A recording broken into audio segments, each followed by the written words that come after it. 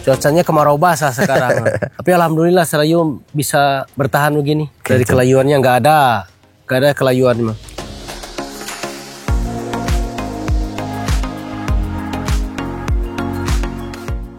Assalamualaikum warahmatullahi wabarakatuh. Sahabat petani semua, video kali ini kita akan membahas kiat sukses budidaya tanaman cabai merah keriting. Ditanam di dataran tinggi dengan kondisi kelembapan yang lumayan tinggi. Tetapi kondisi tanamannya sebagus ini, luar biasa. Dari 30.000 tanaman, serangan virusnya ini masih sangat minim. Kemudian dengan kelembapan yang sangat tinggi, tapi keamanan dari penyakit ini juga masih sangat aman. Padahal untuk nyemprot saja ini sudah sangat kesulitan, tapi kondisi tanamannya itu masih sangat luar biasa. Kemudian produktivitasnya juga sangat tinggi, kemudian lebih aman dari serangan hama dan penyakit. Kira-kira apa yang perlu beliau persiapkan sehingga bisa menghasilkan tanaman sebagus ini? Video lengkapnya setelah yang satu ini.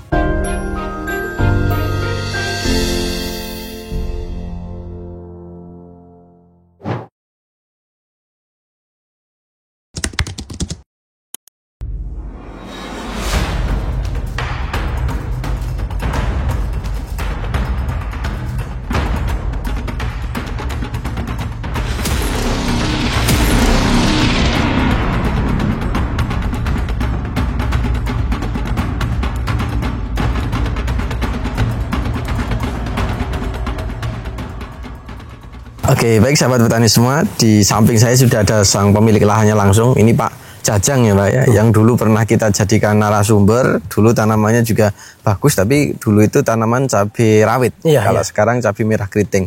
Nah, ini alamannya adalah di Kecamatan Cikajang, Kabupaten Garut, dengan ketinggian di sini sekitar 1.300-an mdpl ya Pak ya. Jadi sudah termasuk dataran tinggi. Saat ini menanam tanaman cabai merah keriting. Dan teman-teman bisa melihat di video awal tadi, kondisinya ini menurut saya juga sangat luar biasa Pak Jajang.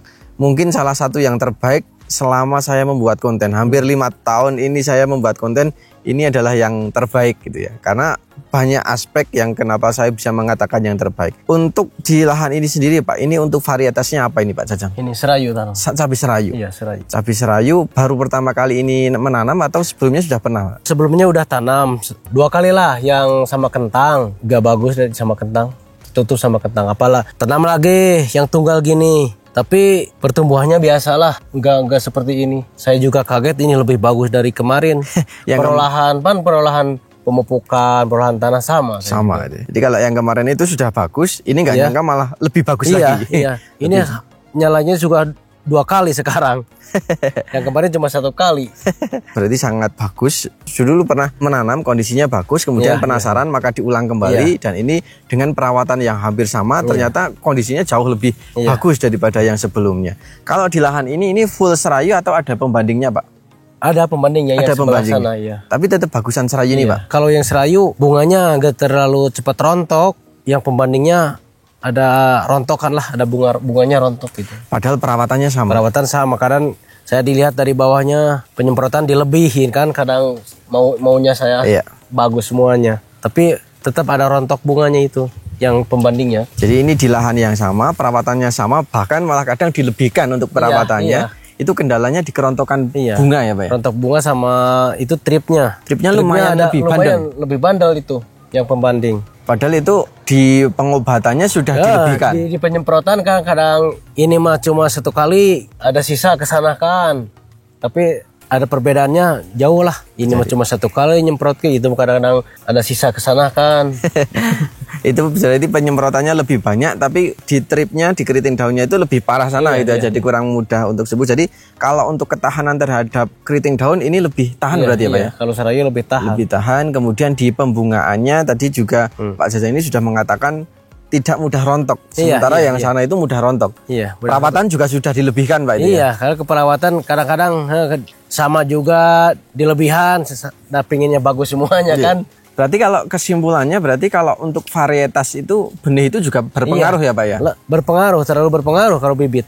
Jadi perawatannya sama, lahannya sama, yang merawat sama, ternyata dengan benih yang berbeda pun ada bedanya. Bedanya juga sangat signifikan, adalah di kerontokan bunga, kemudian di keriting daunnya gitu. Jadi meskipun secara nominal mungkin benih ini tidak terlalu banyak uang yang harus kita keluarkan, tapi kalau salah milih bibit di awal, resikonya juga tinggi ya Pak ya? Kalau dari serayu sendiri Pak, kelebihannya apa Pak? Selain tadi bunganya yang mudah nyantol atau tidak mudah rontok, apalagi Pak? Kalau dari serayu perlihatan saya, kalau cagak ke cagaknya kan rentek, apalagi ada yang 2 kan, satu cagak itu buahnya, ada yang 3, gak terlalu cepat jatuh itu bunganya.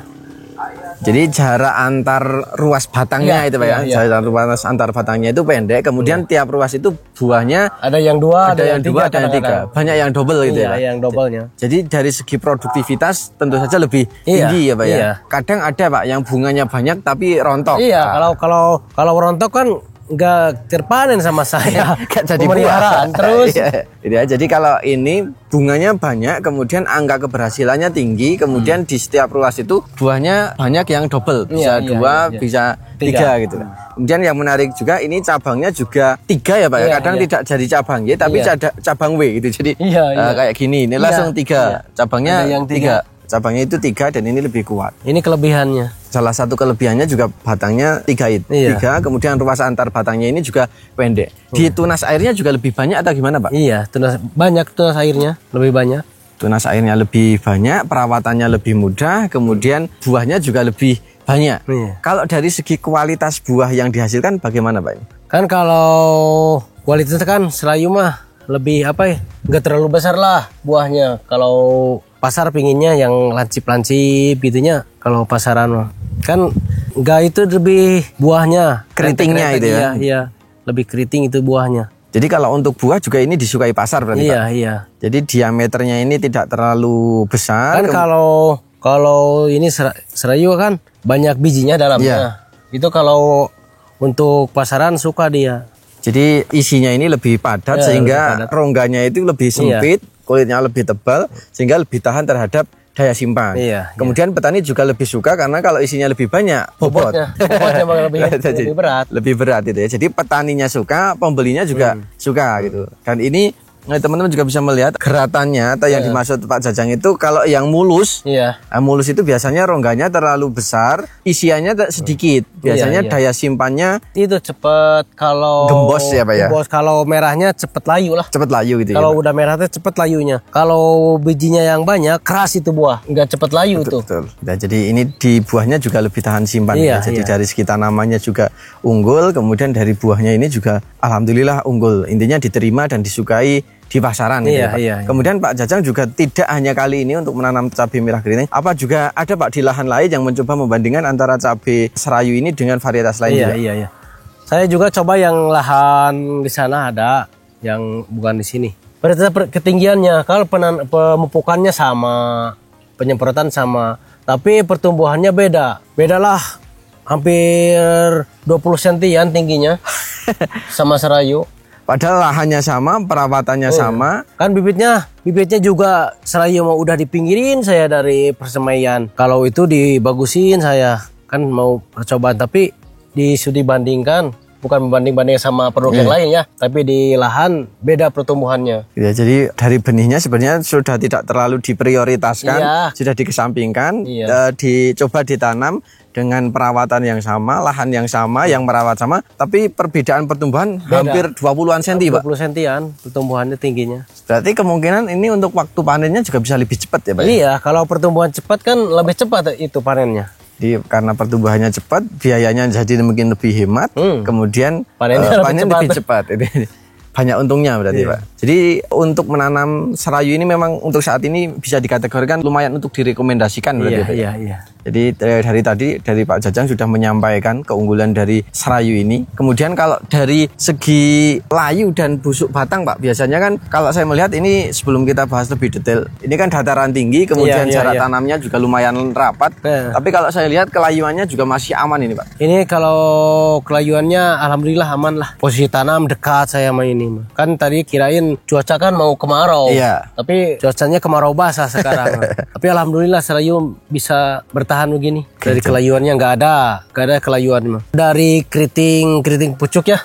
Alhamdulillah lah, paling 1% mah wajar lah. Wajar ya. Kalau dari 10%, 1% mah. Kemudian kalau dari segi daunnya Pak, apakah juga berbeda ini Pak? Kalau serayu daunnya agak besar lah dari cabai yang lain. Tadi terlihat kalau dia kena trip, terlihat serayu mah. Kalau yang lain kan keriting, terlalu terlihat kalau serangan sama trip sama virusnya. Oke, jadi Kalau ini mah kelihatan kalau langsung kelihatan itu ya Pak ya? iya, kalau mau disemprot, oh berarti ada trip. Bisa semprot cepet-cepet. Karena daunnya lebih lebar, Iya, jadi lebih untuk lebar. pengamatannya itu menjadi lebih mudah gitu ya Pak ya. Jadi untuk mengindikasikan, oh ini kena serangan trip, oh bisa langsung dilakukan eksekusi. Tapi Iya. kalau varietas yang lain itu daunnya cenderung lebih kecil dan mengkeriting, jadi oh ini kena trip atau bukan, Iya, ragu. nggak terlihat. Nggak terlihat. Nah, sehingga tadi tadi Pak Jajang juga mengatakan untuk pengendaliannya lebih sulit ya, karena Iya, mungkin iya. antisipasinya juga mungkin lebih sulit Iya. dari awalnya itu. Kalau ini total populasi atau jumlah tanamannya berapa Pak ini? Ini tanamannya berapa ribu ya? Lahannya 13 patok ini lahannya, berarti karena 30 ribuan ya. 30 Ya, ribuan. 30 ribuan kurang lebih lah. 30 ribuan. Kalau untuk serangan virus kuningnya Pak, yang terkena kuning berapa ini? Kalau udah gini nggak kelihatan, tapi kalau mau berbunga usia segini kan adalah cuma tertutup sama pertumbuhan begini mah.